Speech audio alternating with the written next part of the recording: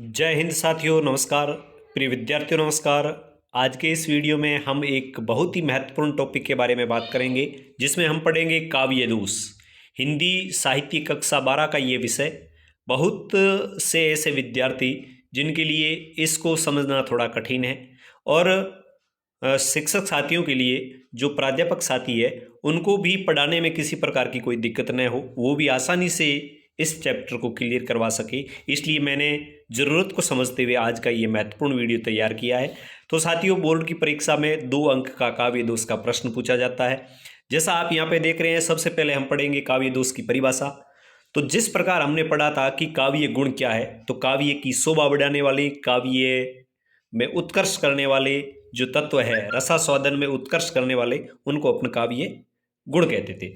तो काव्य दोष क्या है, यदि हम मम्मट महोदय के मतानुसार परिभाषा में देखें तो वो काव्य का दोष क्या मानते हैं कि आचार्य मम्मट ने अपनी काव्य परिभाषा में दोषहीनता को काव्य का एक लक्षण माना है। उन्होंने कहा है कि जो दोषहीन है वो ही काव्य है। यहाँ पे इन्होंने स्पष्ट कहा है, देखिए एक परिभाषा में, कि तद दोषो, देखिए यहाँ पर तद दोषो शब्दार्थो, यानी तद दोषो शब्द और अर्थ स गुणावलीकृत पुनः क्वापीचे। मतलब वो क्या कहते हैं, या अदोषों का तात्पर्य दोषहीनता है। काव्य वह शब्दार्थ है, मम्मट क्या कहते हैं कि काव्य वह शब्दार्थ है जो दोषहीन हो, गुणों से युक्त हो और कभी कभी अलंकार रहित हो। उनको उन्होंने क्या माना, काव्य माना। तो देखिए, काव्य मम्मट के अनुसार काव्य क्या है, जिसमें कोई दोष नहीं हो, जो गुणों से युक्त हो और जिसमें कभी कभी है वो अलंकार से भी रहित हो। अब यदि हम सर्वमान्य बोर्ड परीक्षा में पूछे जाने योग्य परिभाषा की बात करें कि हम बोर्ड की परीक्षा में परिभाषा क्या लिखें, तो परिभाषा आप ये लिखेंगे कि ये दोष काव्य के मुख्य अर्थ की प्रतीति में बाधा पहुंचाते हैं। तो आप ये लिखेंगे कि वे गुण, वे धर्म, वे तत्व जो काव्य के मुख्यार्थ में बाधा उत्पन्न करते हैं, काव्य के रसास्वादन में बाधा उत्पन्न करते हैं। आप ये कह सकते हैं कि वे तत्व जो काव्य के रसास्वादन में बाधा उत्पन्न करते हैं, उन्हें हम काव्य दोष कहते हैं। दोष शब्द, अर्थ और रस, इन तीनों के सौंदर्य में व्याघात उत्पन्न करता है। दोष क्या करता है, दोष शब्द में, दोष अर्थ में और रस, इन तीनों के सौंदर्य को समाप्त करता है, उसमें बाधा डालता है।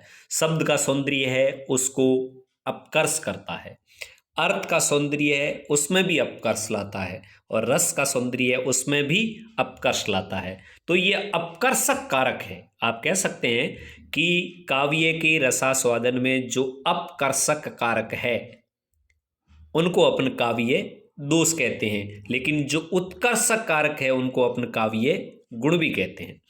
तो यहाँ पे परिभाषा आप और स्पष्ट देख लें कि काव्य आस्वाद में बाधक उद्वेगजनक तत्व काव्य दोष कहलाते हैं। काव्य के रसास्वादन में बाधा डालने वाले जो तत्व है उनको काव्य दोष कहते हैं। उद्वेगजन को दोष है। आपके लिए परिभाषा बहुत क्लियर हो गई होगी, और आचार्य विश्वनाथ के अनुसार भी रस के अपकर्षक है वो दोष कहलाते हैं। इस परिभाषा को भी आप देख सकते हैं। तो सर्वमान्य परिभाषा ये है कि काव्य के मुख्य अर्थ में बाधा डालने वाले तत्व है, काव्य के रसास्वादन में बाधा डालने वाले जो तत्व है उनको कहते हैं काव्य दोष। चलिए, काव्य दोष की परिभाषा आपके लिए क्लियर हो गई। अब यहाँ पे कुछ और पंक्तियां। काव्य दोष से काव्य का माधुर्य और सौंदर्य नष्ट हो जाता है। पूछ लिया जाए कि काव्य दोष से काव्य के रसास्वादन में क्या फर्क पड़ता है, तो उसका माधुर्य है, उसका सौंदर्य नष्ट हो जाता है, काव्य आनंद में व्याघात पड़ता है, इसलिए दोषहीन काव्य को उत्तम काव्य माना गया है। अब काव्य दोष के भेद, यह प्रश्न पूछा गया था बोर्ड की परीक्षा में पिछली बार, और काव्य दोष के 3 भेद होते हैं। शब्दगत दोष काव्य दोष के, अर्थगत दोष और रसगत दोष, यानी 3 प्रकार की काव्य दोष की श्रेणियां मानी गई है। इन दोषों पर आचार्य मम्मट और विश्वनाथ ने पर्याप्त विचार भी किया है और उनका इस प्रकार से विवरण प्रस्तुत किया है। तो देखिए, प्रमुख काव्य दोष जो अक्सर अपने बोर्ड की परीक्षा में पूछे जाते हैं उनके बारे में आपको बता दूं। पहला काव्य दोष हम पढ़ रहे हैं श्रुति कटुत्व, यानी इसका आप सीधा अर्थ ले सकते हैं सुनने में कड़वा, सुनने में जो कड़वा लगे वो श्रुति कटुत्व है। परिभाषा पूछ ले तो सीधी सी बात है, जो शब्द सुनने में अप्रिय लगे तथा कठोर प्रतीत हो, यानी अपन कह सकते हैं कर्ण कटु, कर्ण कटु, सुनने में कानों को कड़वा लगे, उनके कारण काव्य में जो दोष आता है उसको कहते हैं श्रुति कटुत्व काव्य दोष। प्रिय विद्यार्थियों, परिभाषा आपके लिए क्लियर हो गई होगी। श्रुति कटुत्व, सुनने में अप्रिय, सुनने में कड़वे, सुनने में कठोर, और उनके कारण काव्य में जो दोष आता है वो श्रुति कटुत्व। जैसे यहाँ पे उदाहरण दिया है, भर्त्सना से भीत हो वह बाल तब चुप हो गया।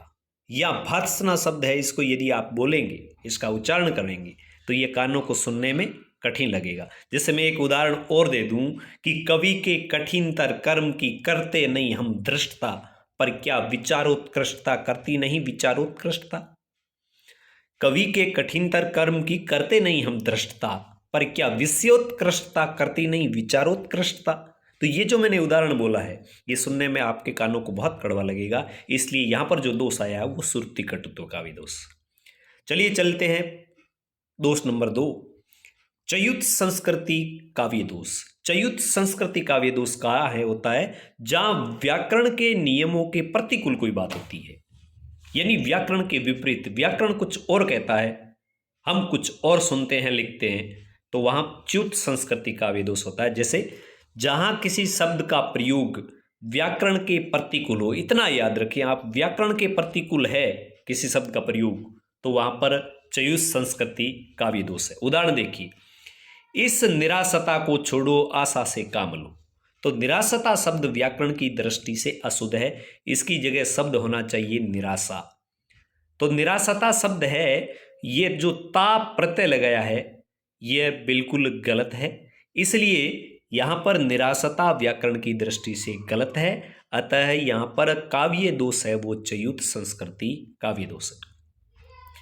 अब देखिए काव्य दोष नंबर 3, काव्य दोष नंबर 3 क्या कहता है, अश्लीलत्व। अश्लीलत्व जिसे अपन कहते हैं गंदा, बेहुदा, या अपन कह सकते हैं कि जो शोभनीय नहीं हो, उसको अपन कहते हैं अश्लीलत्व। तो जहां काव्य में अश्लील शब्दों का प्रयोग किया जाता है, अब आपके मन में आया होगा कि काव्य में अश्लील शब्द हो ही नहीं सकते, तो बिल्कुल कुछ ऐसे भी कवि होते हैं जो अपने काव्य में इस प्रकार की रचनाएं लिखते हैं जो वाकई उनमें ऐसे शब्दों का प्रयोग होता है जैसे शारीरिक सौंदर्य का वर्णन करने के लिए या कुछ और भाव दर्शाने के लिए, तो वहाँ पे कभी कभी काव्य में अश्लील शब्दों का प्रयोग हो जाता है। उदाहरण के लिए यहाँ पर जैसे उदाहरण दिया है कि मीची आंख पिए की निरखी वायु दीन तत्काल। तो यहाँ वायु जो शब्द आया है उसका मतलब है अपान वायु, जिसको अपन पेट की गैस जो कहते हैं, जो गैस निकलती है, तो उसके लिए ये शब्द आया है।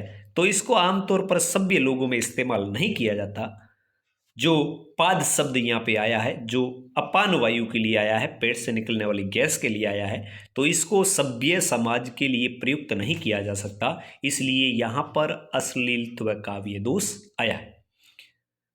काव्य दोष नंबर 4 और वो इस प्रकार है ग्राम्यत्व दोष।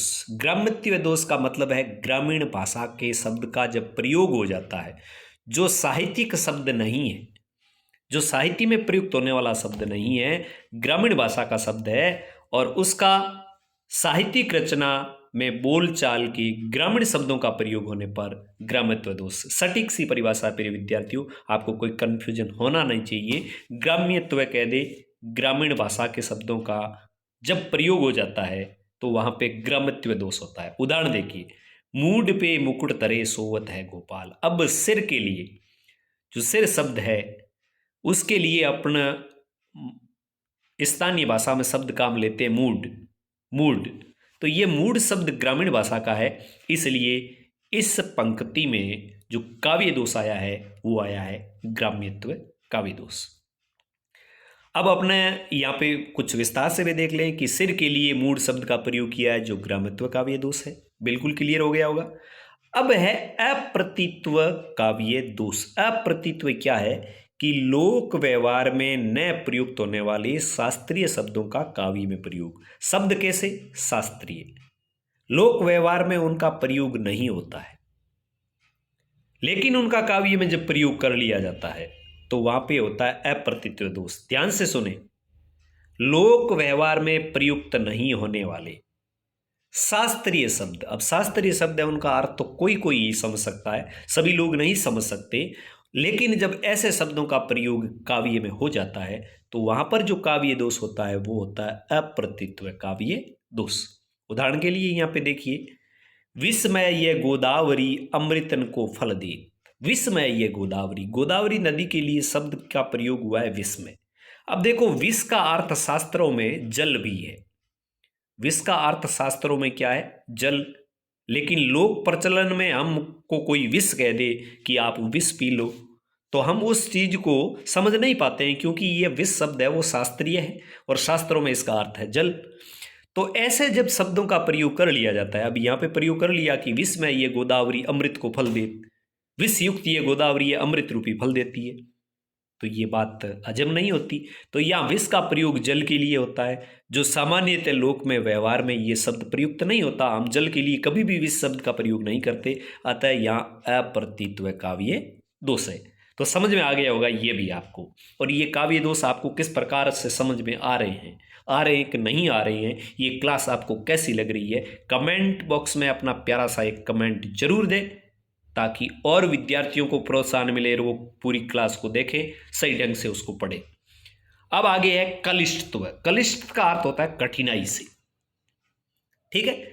तो दृष्टकूट पदों में प्रयुक्त ऐसी शब्दावली जिसका अर्थ निकालने के लिए हमें गुणा भाग करना पड़े, कठिनाई से अर्थ निकलता हो, तो वहां पे कलिष्टत्व काव्य दोष माना जाता है। सीधी सी परिभाषा लिखते हैं कि ऐसी शब्दावली जिसका अर्थ समझने के लिए हमें बहुत अधिक कठिनता हो, बहुत अधिक जोड़ गुणा बाकी भाग करना पड़े, तो वहां पे कलिष्टत्व दोष होता है।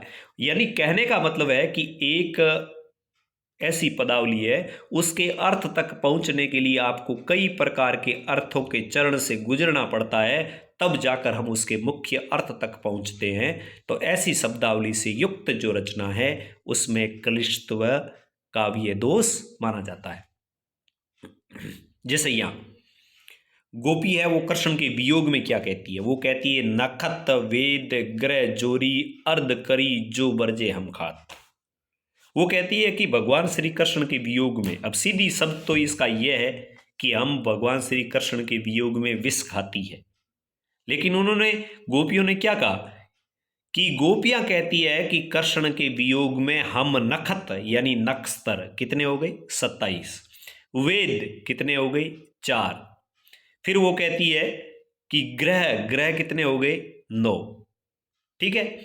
फिर वो कहती है जोरी करी, इनको जोड़कर, यानी 27, 4 31 और 9 40 करके फिर इनका आधा करी, और आधा करने पर, यानी इनमें 2 का भाग देने पर आधा करने पर कितना बचता है? 20। जो आधा हो जाता है आधा करने पर 20, यानी 20 या 20 हम खा लें, हमें कौन रोकेगा। तो इस पंक्ति का अर्थ निकालने के लिए हमें नक्षत्र कितने? 27, वेद कितने? 4, ग्रह कितने? 9, इनको जोड़कर 40 करके, उसका आधा करके, उसका जो अर्थ निकला है वहां तक पहुंचने की प्रक्रिया करनी पड़ती है। इसलिए जहां पर इतना कठिनाई से अर्थ निकलता हो वहां पे होता है काव्य दोष, कलिष्टत्व काव्य दोष। प्रिय विद्यार्थियों, बहुत अच्छी तरीके से मैं उम्मीद करता हूं कि बहुत अच्छी तरीके से मैंने ये आपको समझाया है। आपको समझ में आया कि नहीं आया, आप जरूर लिखें। काव्य दोष नंबर 7, न्यून पदत्व है। न्यून पदत्व का अर्थ है कि किसी काव्य पंक्ति में अभिष्ट अर्थ को प्राप्त करने के लिए जितने शब्द होने चाहिए उसमें से किसी शब्द का लोप कर दिया गया हो, यानी पद कम पड़ गया, तो वहां पे न्यून पदत्व काव्य दोष होता है। जहां अभिष्ट, या अभिष्ट का मतलब जिस अर्थ को हम प्राप्त करना चाह रहे हैं उसको सूचित करने वाले पद की कमी हो और अर्थ को स्पष्ट करने के लिए कोई शब्द अपनी ओर से जोड़ना पड़े, तो वहां न्यून पदत्व होता है। अब आप ध्यान देंगे कि राम वन में गए, तो यहाँ पर जो ये जाया, राम, वन में गए, ये सभी पद है, ये सभी पद है। अब यहाँ पे एक ये काट दे कि राम में गए, तो यहाँ पे एक पद की कमी पड़ गई है। यहाँ पे हमें पद जोड़ना पड़ेगा कि राम में गए, लेकिन मैं किस में गए, तो यहाँ पर वन शब्द हम जोड़ेंगे, इसलिए इस पद की कमी है, कमी को हम कहते हैं न्यून। तो जहाँ पर किसी पद की कमी हो और अर्थ तक पहुँचने में कठिनाई हो, अर्थ को प्राप्त करने के लिए उस पद को जोड़ना पड़े, तो वहाँ पे न्यून पदत्व काव्य दोष होता है। उदाहरण देखिए, पानी पावक पवन प्रभु ज्यों असाधु त्यों साधु। यहाँ पे गुण बताया है कि पानी पावक पवन प्रभु साधु और असाधु के साथ सम्मान व्यवहार करते हैं। कवि यह कहना चाहता है, किंतु यहाँ पर सम्मान व्यवहार के लिए कोई शब्द प्रयुक्त नहीं किया है। यहाँ पे तो केवल इतना कह दिया कि पानी पावक पवन प्रभु ज्यों असाधु त्यों साधु। मतलब क्या है, सही व्यवहार कर रहे हैं, गलत व्यवहार कर रहे हैं, क्या कर रहे हैं। तो यहाँ पे लिखना था कि पानी पावक पवन प्रभु ज्यों असाधु सम त्यों साधु। मतलब कैसा व्यवहार कर रहे हैं। तो कवि कहना चाहता है किंतु समान व्यवहार शब्द को यहाँ पे छोड़ दिया है, जिससे अर्थ में बाधा उत्पन्न हो रही है, अतः यहाँ पे न्यून पदत्व काव्य दोष है। अब इसके ठीक विपरीत अधिक पदत्व, जहाँ पर निरर्थक पदों का प्रयोग कर लिया जाए, यदि उनको हटा भी दिया जाए तो उसके अर्थ में या सौंदर्य में कोई कमी नहीं आती है। तो जहाँ पर अधिक पद हो प्रयुक्त, अनावश्यक अधिक, तो वहाँ पर अधिक पदत्व है। जहाँ काव्य में अनावश्यक शब्दों का प्रयोग किया जाए वहाँ अधिक पदत्व दोष होता है। ऐसे अनावश्यक शब्दों को हटा देने से काव्य का सौंदर्य बढ़ता है, घटता नहीं है। तो अनावश्यक यदि शब्दों का प्रयोग किसी काव्य में कर लिया जाता है, जिनको हटा भी दे तो काव्य के सौंदर्य में कोई फर्क पड़ता नहीं है, हटाने से उल्टा उसका सौंदर्य बढ़ता है। तो ऐसे शब्दों को क्या कहेंगे, ऐसे शब्दों से युक्त जो काव्य रचना होगी वहां पे काव्य दोष होगा, वो होगा अधिक पदत्व काव्य दोष। उदाहरण देखिए, लिपटी पुष्प पराग पद सनी स्वेद मकरंद। तो स्वेद मकरंद के बारे में क्या बताया है कि वो लिपटी हुई है पुष्प और पराग से। तो पुष्प का अर्थ पुष्प होता है और पराग का अर्थ होता है कि पुष्प के अंदर जो कण होते हैं उसको पराग का है। तो यहाँ पराग तो पुष्प का ही होता है, अतः पुष्प शब्द है वो अनावश्यक है, इसलिए अधिक पदत्व दोष है। यहाँ पे यदि हम इसको पुष्प को हटा दें तो हम कह सकते हैं लिपटी पराग पद सनी स्वेद मकरंद, तो काव्य का सौंदर्य और बढ़ेगा। जबकि यहाँ पे पुष्प शब्द है, इसका प्रयोग करने की कोई जरूरत नहीं है, क्योंकि पराग होता है वो पुष्प का ही होता है। इसके बाद जो काव्य दोष है वो है अकर्मत्व काव्य दोष, जहाँ पे पदों का कर्म सही नहीं हो। जहाँ पर जैसे मैंने कहा कि राम वन में गए, अब हम कह दें कि वन में गए राम, तो इस प्रकार यदि पदों का प्रयोग होता है तो वहाँ पर अकर्मत्व दोष होता है। जहाँ कोई पद उचित स्थान पर न होकर अनुचित स्थान पर प्रयुक्त हो, उसका कर्म जोड़ने में कठिनाई हो, वहाँ अकर्मत्व काव्य दोष होता है। जैसे उदाहरण दिया है, विश्व में लीला निरंतर कर रहे मानवी।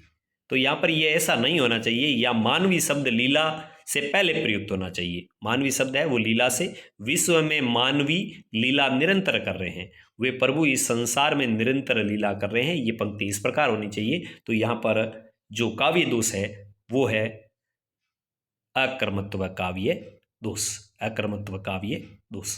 अब एक है दुष्कर्मत्व काव्य दोष, जहाँ शास्त्र या लोक के विरुद्ध क्रम होता है वहाँ दुष्कर्मत्व काव्य दोष, यानी शास्त्र के विरुद्ध, शास्त्र में जो बात पहले कहनी चाहिए और उसके बाद उसकी दूसरी बात कहनी चाहिए, उसके बाद तीसरी बात कहनी चाहिए, वैसे यदि कर्म नहीं होता है तो वहाँ पे दुष्कर्मत्व काव्य दोष होता है। उदाहरण के लिए देखिए, नरप मोह कह हाय दीजिए अथवा मत गजेंद्र। कोई याचक आता है और राजा से कहता है कि हे राजा साहब आप मुझे घोड़ा दे दीजिए, और घोड़ा नहीं देते हैं तो आप मुझे हाथी ही दे दीजिए।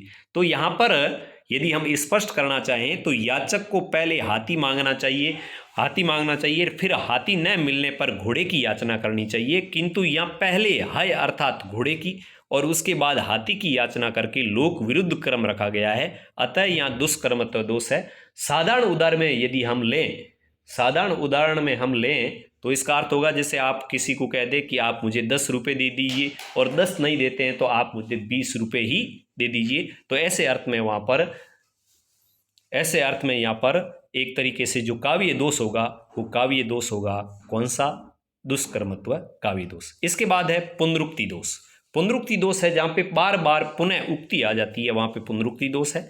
जहाँ किसी शब्द से किसी अर्थ की प्रतीति हो जाने पर भी उसी अर्थ वाले शब्द का दोबारा प्रयोग होता है तो वहाँ पुनरुक्ति है, यानी पुनः उक्ति आ जाना। उदाहरण जैसे सबको जानत तुम्हें सारे जगत जहान, तो यहाँ पे जगत का अर्थ का भी विषय है, जहान का अर्थ भी विषय है, तो पुनः उक्ति आ गई यहाँ पर। सेमी उक्ति, सेमी कथन, यानी जो कथन पहले कहा है वो का वो कथन दोबारा आ जाए तो उसको कह दिया पुनरुक्ति। तो यहाँ पे आप देख रहे हैं कि जहाँ जगत के बाद जहान का प्रयोग अनावश्यक करने से पुनरुक्ति दोष यहाँ पर आ गया है।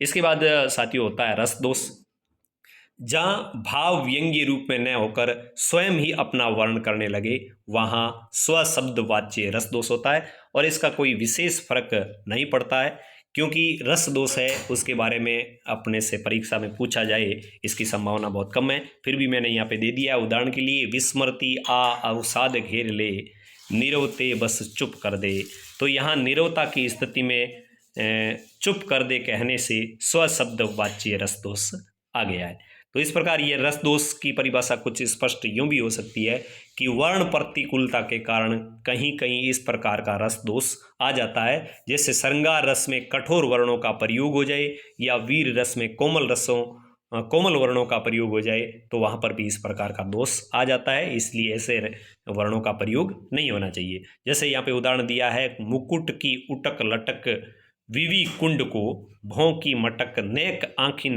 दिखाऊ रे, तो यहाँ पे टै वर्ण की अत्यधिक जो आवृत्ति हुई है उसके कारण भी काव्य के रसास्वादन में बाधा पड़ी।